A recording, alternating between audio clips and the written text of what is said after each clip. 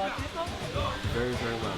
So this is your first time to the International Music Summit, is it? Or? Yeah, it's the first time on this island. Really? I just absolutely love it. It's amazing. Beautiful. So you were talking yesterday, you were like one of the main speakers here, so how did the talk go yesterday? It was rambling as usual, but I felt great. Everyone was coming out of it was absolutely buzzing, like so much excitement around your conference yesterday was amazing. Thank you. How did you first get into the music? Where did the journey begin for you? Well, I started out as a child musician, just learning in school. It was just a required course. But it was something that I took to. It was something that I found very, very rewarding because it was goal-oriented.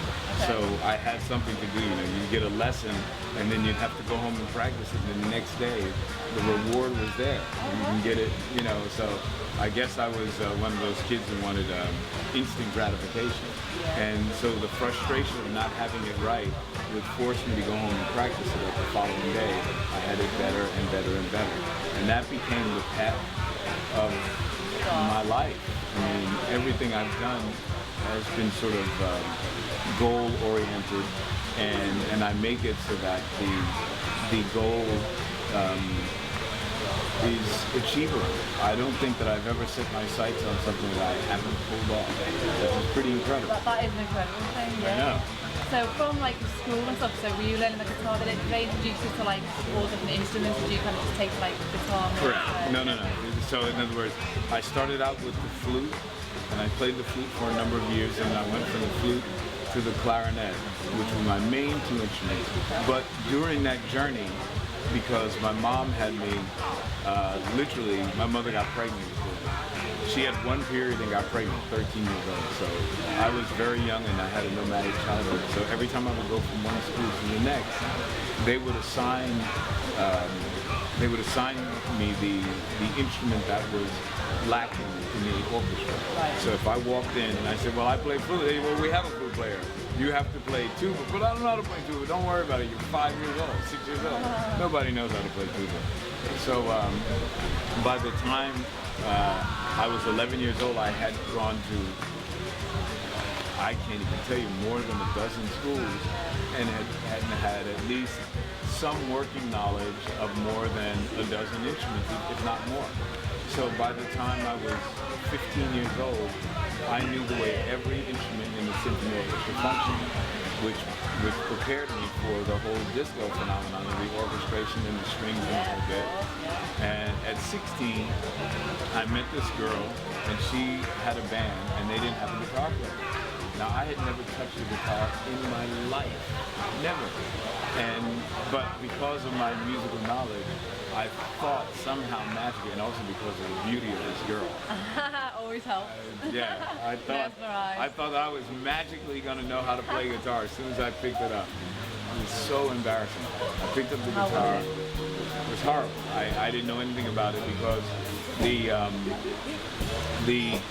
one, it's not part of the symphony orchestra, so it was never anything that came into my life. And two, it's not tuned like a traditional string instrument in a symphony orchestra. It's not tuned like a violin or Carlos Alomar, who was a guitar player at the Apollo, dropped out to go join David Bowie's Young Americans. So they needed a guitar player. Right.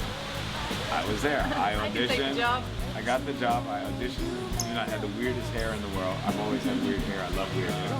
So I auditioned, and I got that job. And that was the greatest thing that ever happened because the Apollo was trial by fire. The first day I got there, Screamy J. Hawkins jumped out of the coffin, and I didn't know the routine. He chased me around the theater, and everybody was cracking up. After that, we would do 2 shows a night, I believe, and 3 on the matinee days, and maybe we did 3 a night and 4 on the matinee days. But it was just back to back to back music. We'd get there early in the day, rehearse, and then a slew of artists would come in because basically it was like no artist or a few artists, would do their whole show. but most artists would have one or two hits. So it was almost like a review format. And they would even say, the famous so-and-so review. And they'd do 2 songs and then come off and then the next person would come on. So people were getting, it was almost like vaudeville, and it was like a conveyor belt. So I had to learn every style because if a person had a hit record, you had to perform that record with that precision. So you had to go from Betty Wright playing Clean Up Woman, which I did,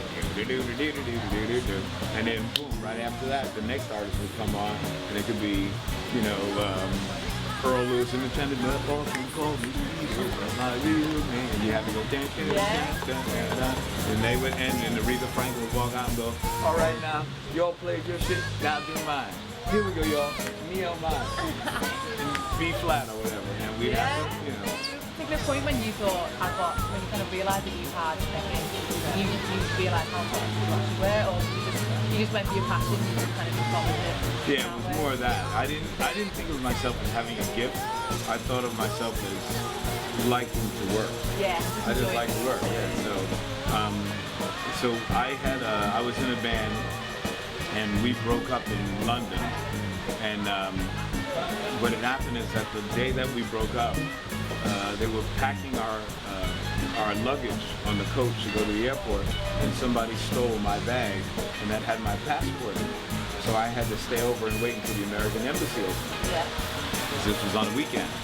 And the girlfriend that I was going out with at the time, she was a hostess. I didn't even know what that was. She was a hostess in some club called Churchill. It was like rock.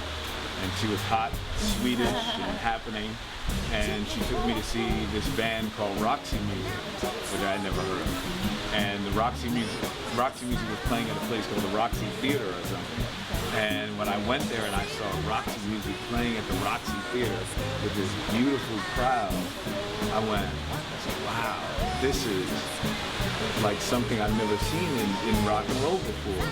This was like going into a museum, and when they closed the door behind you, if you were at the King Tut exhibit, even if you were in Detroit or Chicago or London or Paris, you feel like you're in ancient Egypt. And when Roxy Music was in that room, they closed those doors, and I was in the Roxy Theater with Roxy Music with those beautiful people. I went, oh my God. And then I coined a phrase for it. I said, this is a totally immersive artistic experience in music, which I had never seen before. And at that point, that's the night I first came up with the idea for Chic. And I thought, how do we do our version of that with black music, with R&B music, with what we would wind up calling disco music, where we walk out on stage and we represent what that thing is, and our audience looks like us. And you know, they all come out in suits, and people used to dress up to go to Chic shows. And I'll never forget that when we pulled that off, it was exactly like the Roxy Music concert.